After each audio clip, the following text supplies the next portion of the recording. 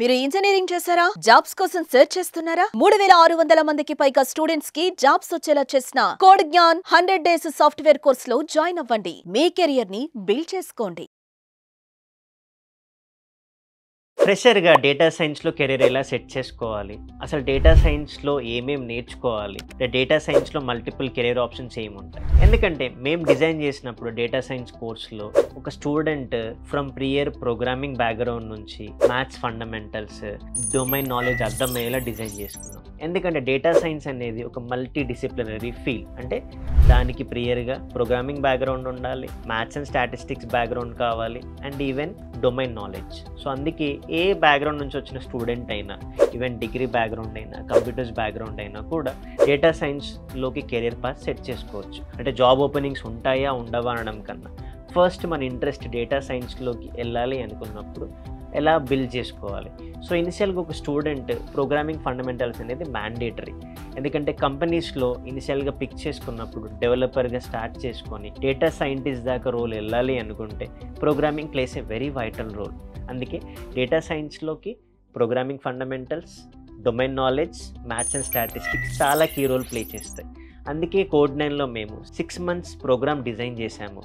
అంటే ఒక student prior programming knowledge మేము మెయిన్గా పైథాన్తో ఫోకస్ చేస్తాం. ఎందుకంటే డేటా సైన్స్లో ఎక్కువగా లైబ్రరీస్ అన్నీ కూడా, ఫ్రేమ్వర్క్స్ అయినా కూడా పైథాన్ మీద ఈజీగా బిల్డ్ అయ్యి ఉన్నాయి. ప్రాజెక్ట్స్ కూడా పైథాన్ తోటి బిల్డ్ చేసుకోవచ్చు. కాబట్టి మేము ప్రోగ్రామింగ్లో డేటా సైన్స్లో పైథాన్ మీద ఫోకస్డ్గా నేర్పిస్తూ ఉంటాం. అందుకే పైథాన్ నేర్చుకున్నాక ఒక స్టూడెంట్ పైథాన్తో పాటు డేటా ఎలా అనలైజ్ చేయగలగాలి, దాంతో ఎలా డాష్బోర్డ్స్ బిల్డ్ చేయగలగాలి, అందుకోసమని ప్రోగ్రామింగ్ పైథాన్తో తర్వాత data analysis, machine learning, deep learning, computer vision, natural language processing, reinforcement learning, recommendation systems, ఇలా చాలా versatile skill sets and technologies నేర్చుకుంటాడు. ఇవన్నీ నేర్చుకుంటేనే జాబ్ వస్తుందా డేటా సైన్స్లో అంటే కాదు. ఎందుకంటే డేటా సైన్స్లో మల్టిపుల్ జాబ్ రోల్స్ ఉంటాయి. ఒక ఫ్రెషర్ ప్రోగ్రామర్ లాగా అంటే డెవలపర్గా తన జర్నీ స్టార్ట్ చేసుకొని data analyst, data engineer, machine learning engineer, natural language processing engineer,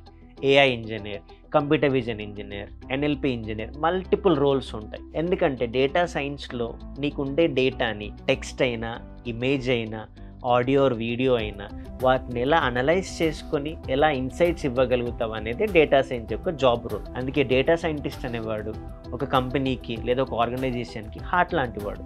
ఎందుకంటే ఇప్పుడు డేటా పెరిగిపోయింది కాబట్టి అమెజాన్ అయినా, హాట్స్టార్ అయినా, నెట్ఫ్లిక్స్ అయినా ఎందుకు డేటా సైంటిస్ట్కి చాలా కీ రోల్ ప్లే చేస్తారు. వాళ్ళకు వచ్చే టన్స్ ఆఫ్ డేటాని ఎలా అనలైజ్ చేసుకొని వాటి నుంచి ఎలా ఇన్ఫర్మేషన్ ఎక్స్ట్రాక్ట్ చేయాలి, దానికి మ్యాథ్స్ నాలెడ్జ్, స్టాటిస్టిక్స్ ఎలా ఉండాలి, ఆ డొమైన్ నాలెడ్జ్ని, ఆ ప్రాబ్లమ్ని ఎలా అర్థం చేసుకోవాలనేది డేటా సైంటిస్ట్ యొక్క జాబ్ రోల్. అందుకే డేటా సైంటిస్ట్గా కెరియర్ మర్చుకోవాలనుకున్నప్పుడు ప్రోగ్రామింగ్ ఫండమెంటల్స్ చాలా important, including maths and statistics. ఎందుకంటే ముందు వరకు ప్రతి ప్రాబ్లమ్ని మ్యాథ్స్తో సాల్వ్ చేసుకొని ఇన్సైట్స్ ఇచ్చేవాళ్ళం. కానీ ఇప్పుడు ఆ మ్యాథ్స్ నాలెడ్జ్తో పాటు టూల్స్ వచ్చేసాయి. అందుకే ఆ ప్రాబ్లమ్ స్టేట్మెంట్ని నువ్వు మ్యాథ్స్ అండ్ స్టాటిస్టిక్స్తో ఎలా అయితే సాల్వ్ చేయగలుగుతావో, మెషిన్ లెర్నింగ్, డీప్ లెర్నింగ్ వాటితో ఆ డేటాని, లార్జ్ ఆఫ్ డేటాని ఎలా అనలైజ్ చేసి ఇన్సైట్స్ ఇవ్వగలుగుతావు అనేది ఏఐ. సో అందుకే డేటా సైన్స్లో ఏఐ కూడా ఒక పార్ట్ అయ్యి ఆ డేటాని ఎలా అండర్స్టాండ్ చేసుకొని ఎలా ఇన్సైట్స్ ఇవ్వగలుగుతా అనేది important.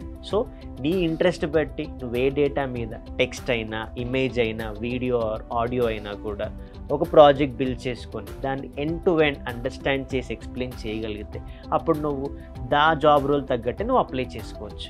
So that is how మా దగ్గర డేటా సైన్స్ ప్రోగ్రామ్ అనేది డిజైన్ అయ్యి ఫ్రమ్ వెరీ బిగినర్ లెవెల్లో నుంచి hands on real world case studies and ఆ ప్రాజెక్ట్ని ఎలా డిప్లాయ్ చేయాలి, AWS సర్వీసెస్ ఎలా యూస్ చేయాలి, లోకల్ సిస్టంలో ఎలా రన్ చేస్తావు, డిప్లాయ్ అయ్యాక క్లౌడ్లో ఎలా యూస్ చేయాలి, గిట్హబ్, లింక్డ్ఇన్ ఇవన్నీ ఎలా యూస్ చేసి ఒక జాబ్ రోల్లోకి ఒక స్టూడెంట్కి ఏం కావాలనేది చాలా క్లియర్గా ఫ్రమ్ బిగినింగ్ నుంచి జాబ్ వచ్చేదాకా ఎలా నువ్వు పాత్ సెట్ చేసుకోవాలని నేర్చుకుంటావు. సో అలా డేటా సైన్స్ కోర్స్ అనేది డిజైన్ చేయడం జరిగింది.